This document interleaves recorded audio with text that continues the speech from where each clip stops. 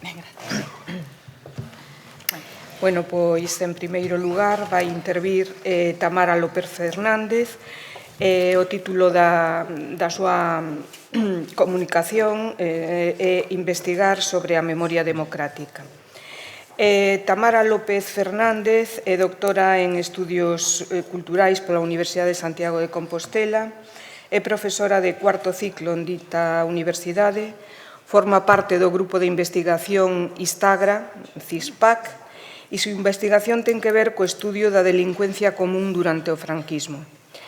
Entre as súas publicacións máis recentes están as colaboracións nas monografías El ocio en la España franquista e Un golpe sin cuartel y una guerra sin trincheras, Galicia en tiempos del fascismo. Y los artículos, Aunque me cueste la vida, El aborto en Lugo durante el franquismo, en Arenal, Revista de Historia de las Mujeres, y Da esperanza para as tebras, unha análise comparada sobre a legislación en materia de xénero da Segunda República ao franquismo e o seu impacto social na Galiza, en la revista digital Clara Corbelle.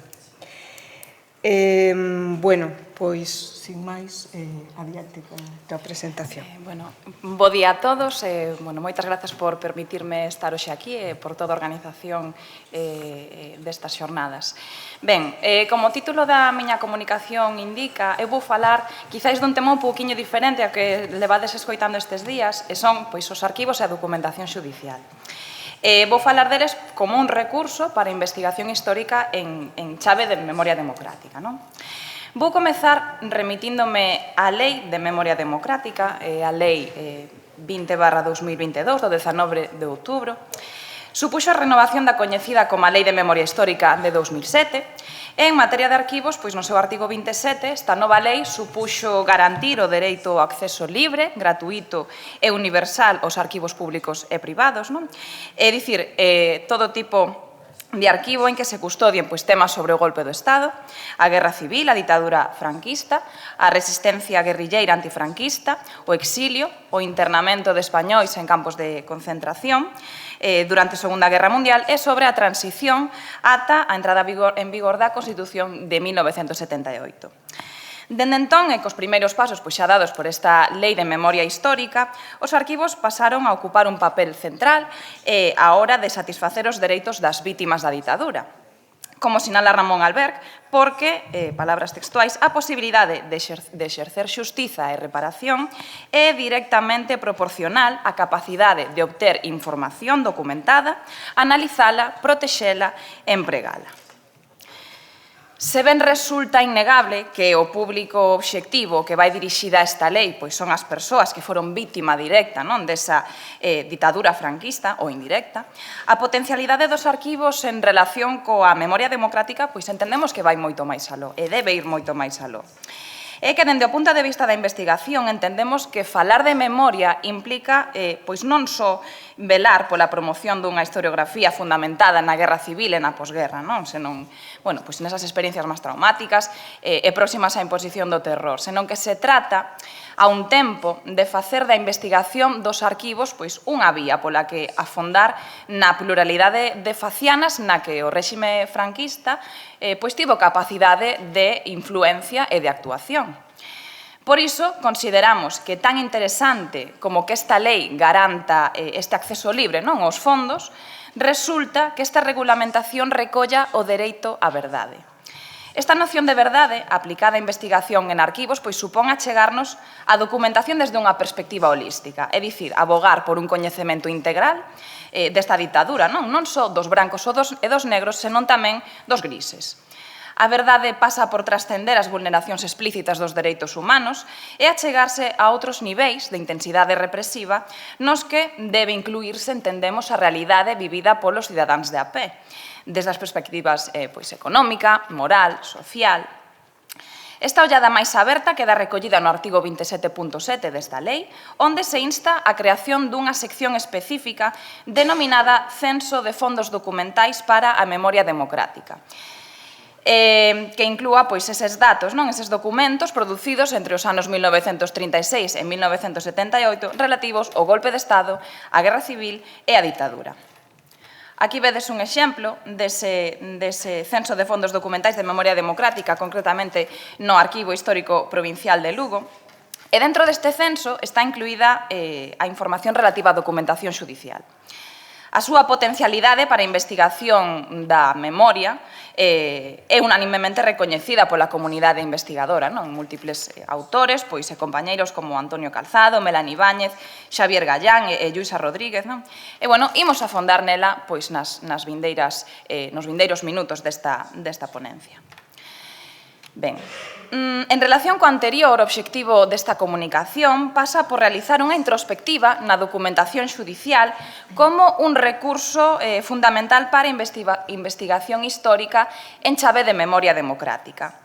Farémolo tomando como referencia a documentación xudicial franquista, en concreto, aquela producida pola Administración de Xustiza Ordinaria polo xulgado de primeira instancia, instrucción número 1 de Lugo, e as súas respectivas sentenzas ditadas pola Audiencia Provincial do mesmo territorio e especificamente entre os anos 1945 e 1966. Despois veremos o porqué destes anos.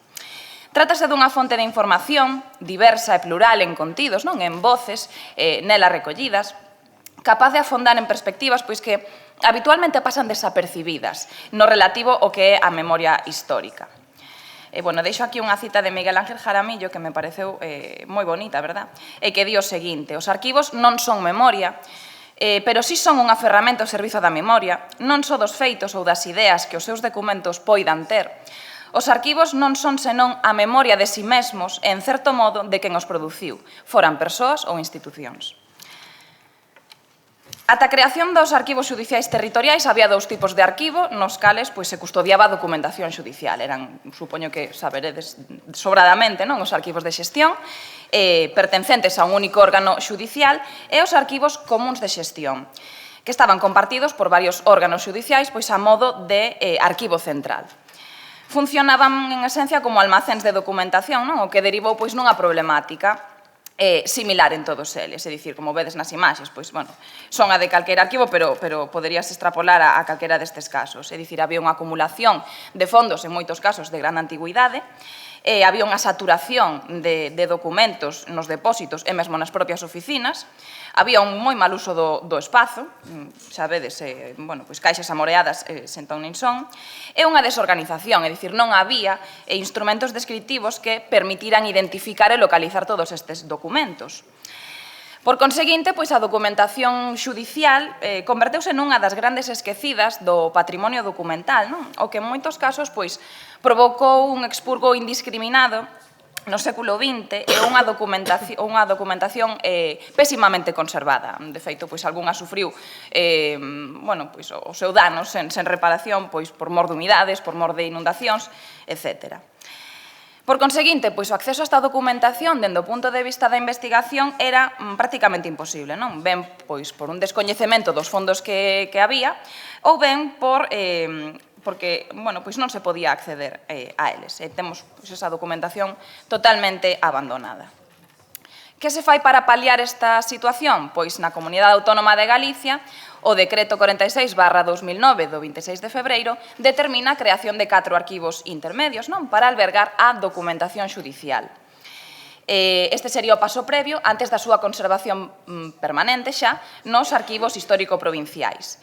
Créase un por provincia. Temos o Arquivo Xudicial Territorial da Coruña, con sede no Tribunal Superior de Xustiza de Galicia e con depósitos ademais nas cidades de Ferrol, de Coruña e Santiago de Compostela. En Lugo, Ourense e Pontevedra, os arquivos xudiciais territoriais teñen a súa sede nas respectivas audiencias provinciais e, ademais, no caso de Pontevedra, tamén conta con fondos e depósitos nas cidades de Vigo e Pontevedra.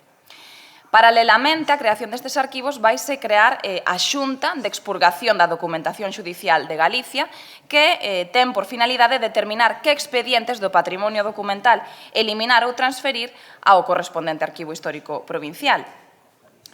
A orde autonómica do 4 do 9 do 2012 determina o inicio da actividade destes arquivos xudiciais territoriais de forma paralela á actividade desta Xunta de Expurgo e, bueno, vai recibir a documentación dos diferentes arquivos xudiciais. Gracias a esta toma de conciencia sobre a relevancia desta fonte primaria, na actualidade estamos a asistir a un proceso de revalorización da documentación xudicial, visible tanto na preocupación no relativo á súa conservación, restauración, accesibilidade, a difusión tamén destes valores, non só dentro da comunidade investigadora, senón tamén de cara á sociedade civil en xeral. En Lugo, que é o espazo protagonista das nosas investigacións, o proceso de transferencia da documentación xudicial da provincia non se produciu aínda completamente, mas sí nun volume considerable, e está repartida no Arquivo Histórico Provincial de Lugo, onde está o grosso da documentación, no Arquivo Xudicial Territorial e tamén nos xulgados de paz. Como comentei, a maior parte dos documentos está no Arquivo Histórico Provincial de Lugo e acadou ese ciclo, esa fase final, no ciclo de todo o documento. Dende o punto de vista da investigación, só aquí está descrita e catalogada e conta cun espazo dotado das infraestruturas necesarias para levar a cabo un proceso investigador. A restante, como digo, está depositada no Arquivo Xudicial Territorial, con sede na Audiencia Provincial de Lugo. Trátase dun arquivo que non está concibido como un espazo para investigación, senón para a clasificación previa antes deste arquivo definitivo no histórico, ou para o expurgo, de considerarse pertinente. E de forma parcial, nos xulgados de paz dos municipios, en moitos casos, aínda presa desa problemática anteriormente descrita.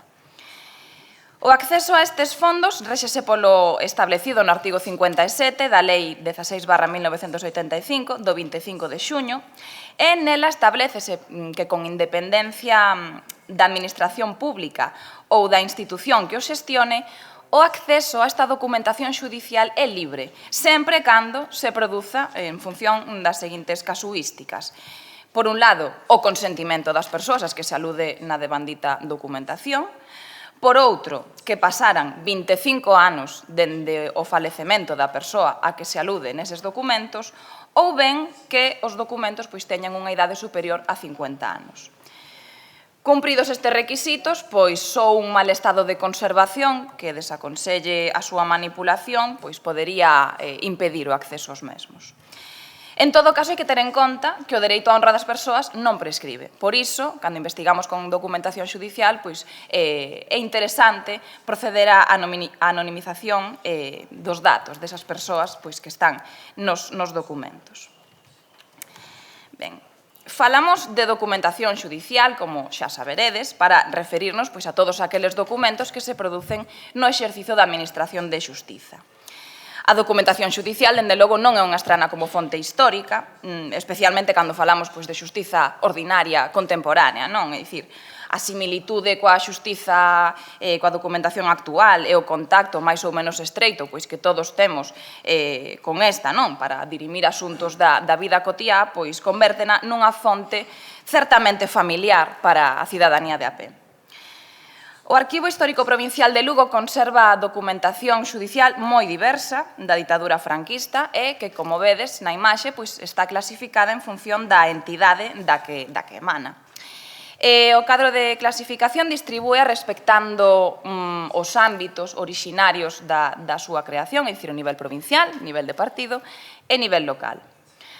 A nivel provincial, conserva documentación producida pola Audiencia Provincial de Lugo, vou falar especificamente da xudicial, ata 1962, no cumprimento das súas funcións ordinarias, é dicir, as sentenzas ditadas por causas de maior gravidade, incoadas polos diferentes xulgados de instrución da provincia, é dicir, os xulgados de primeira instancia, os xulgados de paz, os xulgados municipais e os comarcais.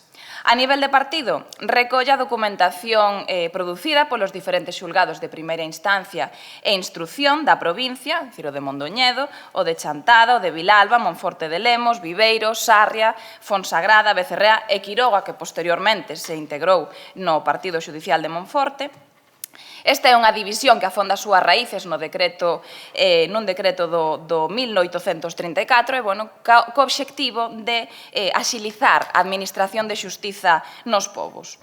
Entón, cada partido xudicial estará integrado por diferentes municipios e a cabeza de cada partido establecese a sede do xulgado de primeira instancia e instrucción, que xeralmente coincide ben coa capital municipal ou co municipio de maior afluencia litigante. Consérvase documentación de todos os xulgados de primeira instancia da provincia, pero, realmente, aínda que non se pode ver a lenda na imaxe, vemos uns chamadiños nos xulgados de primeira instancia que nos indican que a documentación anterior a 1945 non está completa e tampouco a posterior aos 60, o que deixa, en esencia, a documentación dos partidos xudiciais de Monforte de Lemos, de Quiroga e Lugo, con un rango de anos maior, superior a eses anos 60. A nivel local, o arquivo custodia a documentación producida polos diferentes xulgados municipais, xulgados comarcais e xulgados de paz, unha división que foi resultante da Lei de Reforma da Xustiza Municipal de 1944. Entón, estes mencionados fondos conteñen unha documentación moi diversa, entre a que podemos citar expedientes de recursos de apelación, expedientes de sumarios, libros de rexistro de sentenzas, de sumarios, de executorias, de penados, de procesados, de rebeldes, de apelacións de xuizos verbais de faltas, etc. Entón, dentre a documentación citada, imos proceder á análise de dúas tipoloxías documentais fundamentais, que serían a nivel provincial, pola Audiencia Provincial de Lugo, e a nivel de Partido Xudicial de Lugo, polo Xulgado de Primeira Instancia e Instrucción número 1 de Lugo. Trátase dos libros de sumarios e dos libros de sentenzas, que foron a base da nosa investigación, que deu lugar á nosa tese de doutoramento, e é un corpus voluminoso de información que ascende a 7.327 sumarios e 1.879 sentenzas entre 1945 e 1966, e, porque destas datas é que supón o 100% destes fondos consultables para este espazo en Lugo. Son fondos que, como comentei, están maioritariamente no Arquivo Histórico Provincial de Lugo, ata do 45 ao 62, e tamén no Arquivo Xudicial Territorial, para os anos comprendidos do 63 ata o 66. Imos cos libros de sumarios. Os libros de sumarios, os sumarios, constitúen a primeira fase en todo o proceso penal. Xorden dun atestado ou denuncia que dá lugar á incoación dunha causa, que pode ser de oficio ou por unha autoridade, pola Policía ou Garda Civil, ou por un particular que pode ou non presentarse como parte acusadora. Aparecen numerados, como vedes na pantalla, e cunha mención expresa o delito polo que se incoa o sumario. Os sumarios caracterízanse pola variabilidade de contidos que presentan, e tamén pola súa extensión, que é un pouco consecuencia das necesidades que impón cada caso particular. Están constituídos por un conxunto de actuacións encamiñadas á recadación de probas, con vistas a preparar o xuízo oral ou a esclarecer os feitos que se denuncian. Se a denuncia é interposta por un particular, o primeiro que observaremos son os datos de filiación desa persoa denunciante, é dicir, temos nome e apelidos, a profesión, a idade, o lugar de residencia, a dirección, seguido da súa declaración. Tras esta vai aparecer a do denunciado.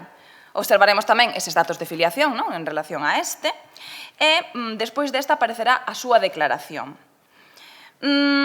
Pode recoñecer os feitos que se lle imputan inicialmente ou non facelo. Normalmente, cando recoñecía estes feitos, non foi estrano que posteriormente alegara que o fixera presa de coaccións por malos tratos sufridos pola autoridade en cuestión, fora Garda Civil, fora Policía, ou algún tipo de ameaza ou coacción. De todos os xeitos, o normal é que de entrada neguen as acusacións que se lles fan. Se o acusado do delito non era localizado, o que se facía era requerírselle ante a xustiza a través do Boletín Oficial da Provincia de Lugo. Se non se lle atopaba, era declarado rebelde, unha circunstancia que sería considerada agravante de chegar a xuízo, segundo o Código Penal de 1944. Unha vez que aparece esta primeira parte das declaracións de denunciante e denunciado, aparece a recompilación de testemunhos. É dicir, a través destos vaise contextualizar os feitos. Son de enorme riqueza discursiva, pois neles aducimos inimizades, rifas, procesos xudiciais en curso e mesmo delitos que afloran pero que nunca foran denunciados. Recompiladas as probas pertinentes, a autoridade xurisdiccional competente, pois policía ou garda civil, elaboraba un informe no que se reconstrúen os feitos. Proporcionanse tamén os informes de conducta. Eran moi importantes nesta época porque eran modificadores da pena que se lles ia impoñer a estas persoas e estaban proporcionados por autoridades policiais, pero tamén personalidades religiosas, como o cura párroco, ou políticas, como podía ser o alcalde, que dicía, esta persoa ten unha boa conducta ou non.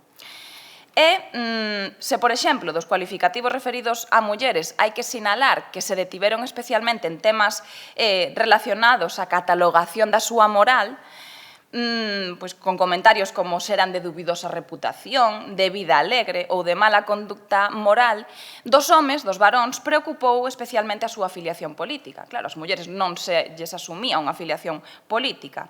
E, deles apuntaban a seran elementos perigosos de ideas esquerdistas ou se constituían un perigo social, non? Entre outras cuestións, se embriagaban habitualmente en público, por ser de vida desordenada e mesmo pouco amigos do traballo. Que outros elementos podemos ver nestes sumarios? Varían, como xa dixen moito, dos delitos que se estén a investigar. Un delito de lesións vai requerir dun parte médico. Entón, vamos ver o parte médico neses libros de sumarios. Unha morte dun informe de autopsia. Un delito de danos, dun informe pericial que taxe os danos que se produciron. Un delito de estupro, das cartas de amor, que sexan proba de relación entre esas persoas. Dese xeito, algunhas terán un gran número de documentos adxuntos, vemos na imaxe mesmo unha carta que foi a protagonista dunha estafa, e outros van ser moito máis concisos e breves. En ocasións tamén se van solicitar as partidas de nacemento, era habitual que as persoas trataran de eludir as penas empregando nomes falsos, e tamén os certificados de matrimonio, que tamén buscaban probar que os matrimonios eran canónicos e cumprían os preceptos morais do réxime, especialmente nos primeiros anos da ditadura, e que no franquismo o matrimonio civil que se legalizou na Segunda República deixa de ser legal e, por tanto, estaba totalmente invalidado. E unhas persoas que viviran baixo este matrimonio civil se consideraba que vivían en situación de amancebamento. Se existen dúbidas de algún punto ou se encorreu en algunha contradición, poden repetirse os interrogatorios. Isto fai que aumente a documentación ou non, depende, xa digo. Todo isto dando parte constante ao ilustrísimo señor magistrado xuiz que se encarga do caso. O grao de complexidade, por tanto, do delito e a súa repercusión social van variar entre que teñamos un libro de sumario tal que así ou tal que así. Tras as investigacións iniciais atoparemos o auto, onde se van poñer por escrito as conclusións derivadas da investigación sumarial e dítase liberdade ou prisión provisional baixo fianza en contías que van variar en función da gravidade dos feitos. Rara vez eran costeadas, unha mostra dunhas economías que son maioritariamente precarias neste Lugo do franquismo, especialmente entre os delincuentes. O proceso podía rematar aquí, sen ditarse fallo, é dicir, cun sobresemento libre ou provisional. En moitos casos, inda que seña provisional, tampouco pasa de aquí. Por falta de probas, co procesado declarado rebelde, é dicir, que non aparece, ou, extinta acción penal, ben por falecemento ou por perdón. Hai delitos como os estupros, nos que se hai un perdón por parte do acusado, pode chegar a haber un entendimento e desisten no procedemento. Pasamos agora aos libros de sentenzas. De proseguirse o curso xudicial, seguíase co ditame da sentencia por parte da Audiencia Provincial. Os libros de sentenzas van conter a última declaración das partes, antes da celebración dese xuízo. A sentenza volve proporcionar información sobre as personalidades xurídicas que conforman o tribunal xunto coa propia decisión xudicial. Van presentar unha estrutura tipo que se repite, é dicir, este esquema vai se repetir en todas as sentenzas. Temos En primeiro lugar, datos de filiación do denunciante ou denunciante, é dicir, nome, idade, nome dos pais, o lugar de nacemento e de residencia, estado civil, profesión, nivel de instrucción, seguido de se tiña antecedentes ou non, tamén en relación á súa conduta, é dicir, se era boa, se era mala, se era regular, se era solvente económicamente, se estivera ou non en prisión provisional e de estalo, pois, canto tempo estivo ali, contaba o doble para despois cumprir a condea. E, a partir de aí, o que vamos a ver é un relato dos resultandos, que aparecen numerados. Entón, os primeiros resultandos van determinar os feitos declarados probados en investigación sumarial.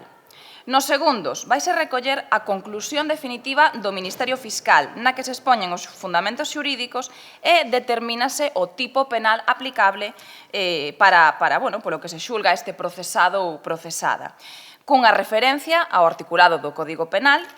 Se concorren esas circunstancias agravantes, como que comentamos, non? De rebeldía nun primeiro momento ou de nocturnidade, ou tamén atenuantes, como podía ser pois, que o procesado fora menor de idade penal.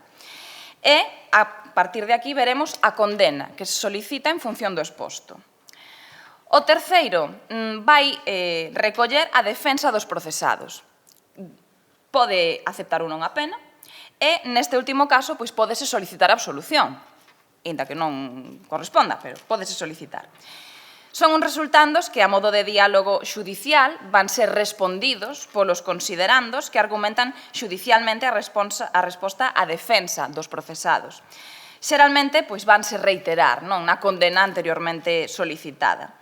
E, finalmente, vemos o fallo. Un fallo que pode ser absolutorio, rematando aquí o proceso penal, ou pode ser condenatorio, cunha pena privativa de liberdade ou pecuniaria, é dicir, unha indemnización ou unha multa, xunto coas accesorias de suspensión de todo cargo público, profesión ou oficio e dereito de sufraxio durante o tempo de cumprimento de condena.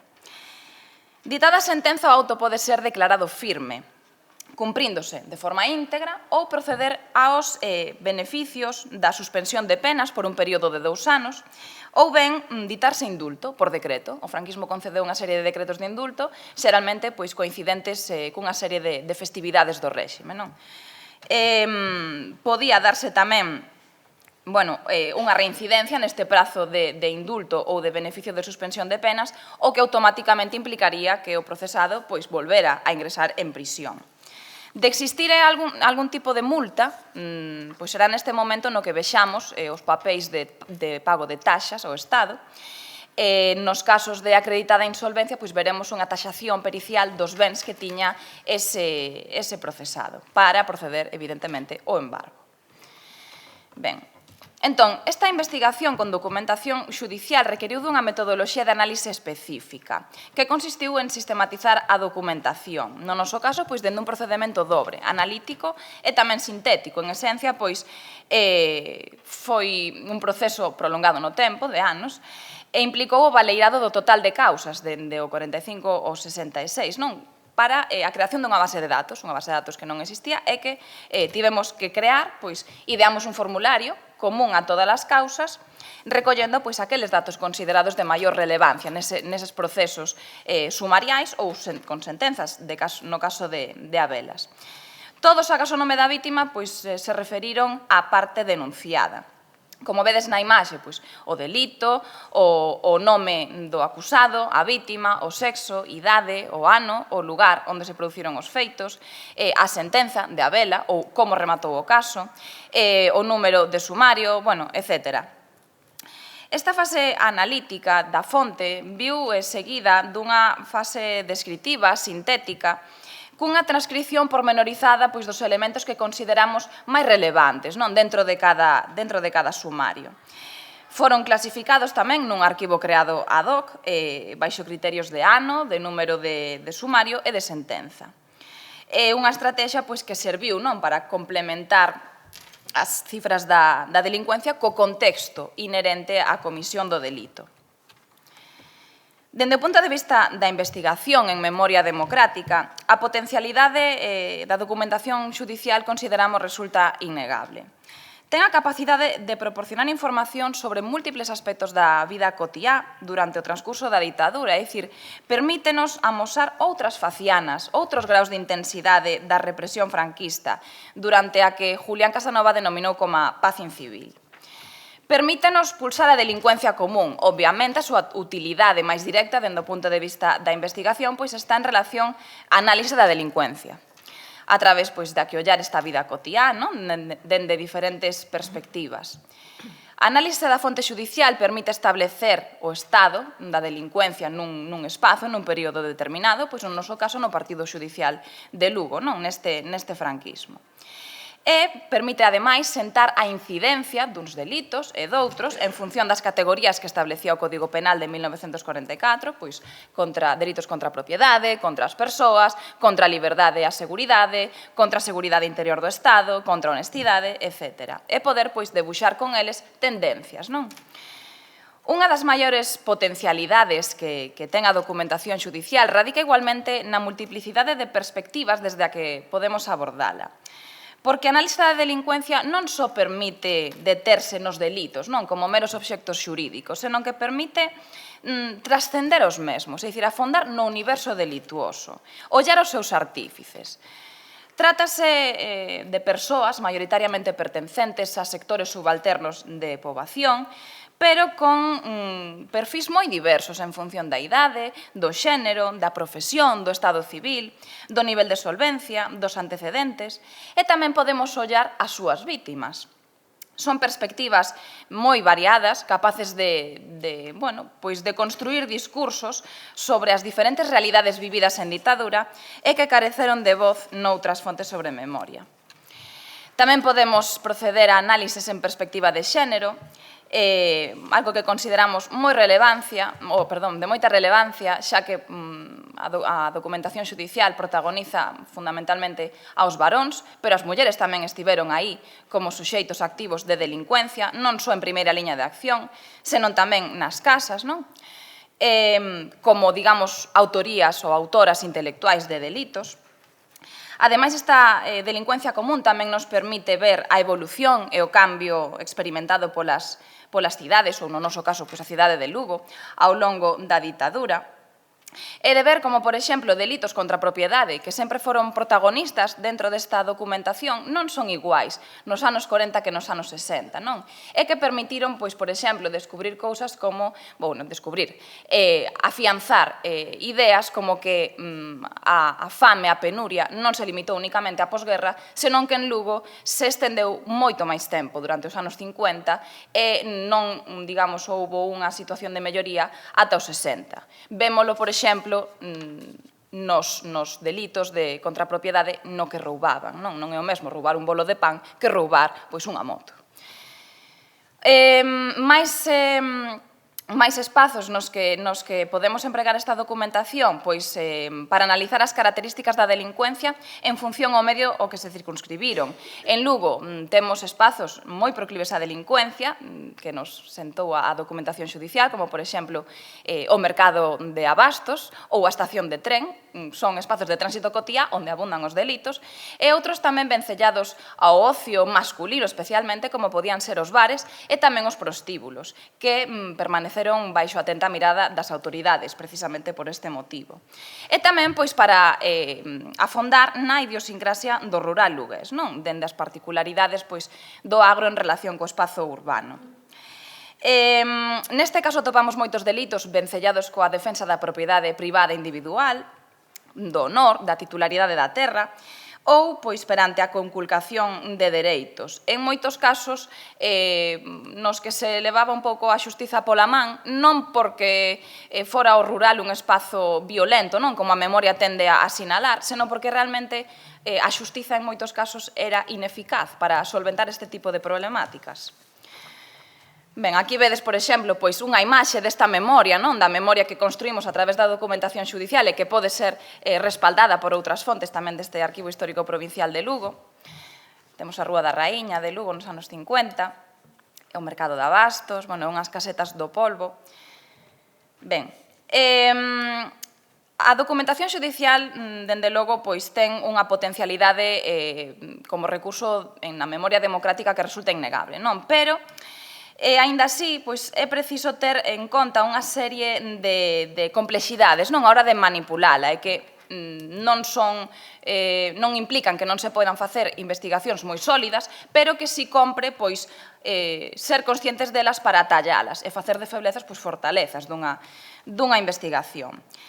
No caso de Ginsburg, por exemplo, el sinala que a distorsión da documentación é universal, non? Porque as condicións de acceso á súa produción sempre están vinculadas a unha situación de poder e de desequilibrio, é dicir, de toda a documentación, non só da xudicial. José Daniel Cesano pois toma esta idea e súballe outra serie de riscos de sobrevalorar a fonte xudicial. En primeiro lugar, pola facilidade que ten de xerar situacións patolóxicas, é dicir, se descoñecemos unha regra xurídica, podemos producir un conflito no seu tratamento e na súa interpretación. Di, ademais, que é unha fonte inválida para a seriación da información, ou polo menos di, non coincidimos para nada con el, unha seriación que teña certo rigor, consecuencia do carácter especial de cada caso. Coido que, facendo un análise que combine perspectiva cuantitativa con cualitativa, pois isto pode ser perfectamente salvable, non? E, por outro lado, dita que tampouco serve para a xeralización, referíndose novamente ao carácter único de cada caso xudicial.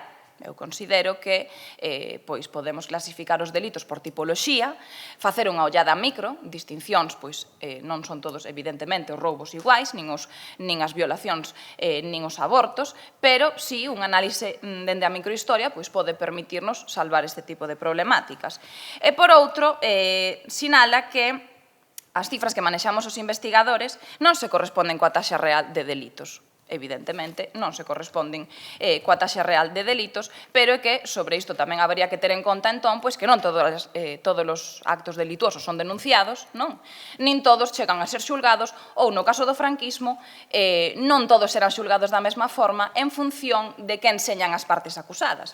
Por exemplo, un extraperlo cometido por un grande empresario afín ao réxime franquista probablemente non fora sentenciada igual que se o comete unha pobre señora que vende uns bolos de pan no mercado de abastos da cidade. En todo caso, os investigadores coinciden en sinalar que o valor dos documentos xudiciais é indiscutible. É fundamental para calquera estudo de carácter histórico, dende o noso punto de vista en chave de memoria.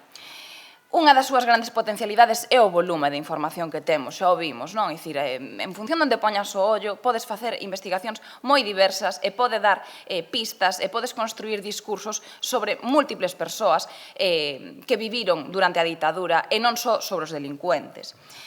En todo caso, debemos someter, xa digo, este tipo de cuestións a xuizo crítico para evitar caer en problemáticas. E xa para rematar, cito a propia lei, que di que a memoria é o exercicio de reconstrucción do pasado no momento presente. Como sinalou Miguel Ángel del Arco, o franquismo nunca quixo esquecer a Guerra Civil e iso traduciuse en fixar a dicotomía entre bos e malos españois, en someter e unificar a memoria a uns fins políticos, partidistas e nacionalizadores durante toda a ditadura. En relación co anterior, se ven, non debemos esquecer as vítimas directas do réxime e a represión sufrida nesa fase do terror, consideramos que tamén é momento de construir a memoria das zonas grises. O franquismo construiu unha memoria de pedra indiscutible. Esta documentación é capaz de derrubar eses falsos mitos franquistas. A fame, o control social, a represión moral, son asuntos aos que esta fonte é capaz de dar voz, tamén aos cidadáns de a pé, aos subalternos, ás mulleres e aqueles que actuaron aos marxes da lei para sobrevivir nun contexto hostil e que, a todo agora, permaneceran ocultos. Isto é todo. Moitas gracias.